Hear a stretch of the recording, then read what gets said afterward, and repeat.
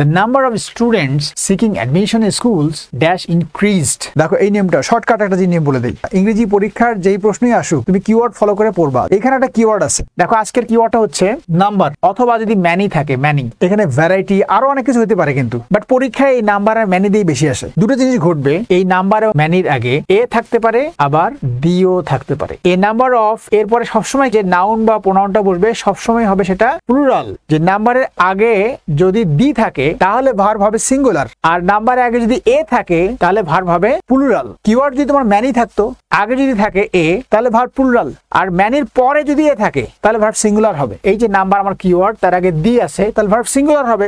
এখানে দেখো যে হ্যাভ বিন হচ্ছে প্লুরাল, এটা তো এমনি বাদ, তার মানে সি কাটা এ কাটা। এখন এটাও সিঙ্গুলার এটাও সিঙ্গুলার, তোমাকে সিম্পলি চিন্তা করতে হবে যে করিম ইজ গান হবে না করিম হ্যাজ গান হবে। 100% শিওর থাকো তুমি করিম ইজ গান তুমি জীবনেও দেখো নাই কোথাও, তার মানে এখানেও কি হবে, হ্যাজ ইনক্রিজ। আনসারটা বি।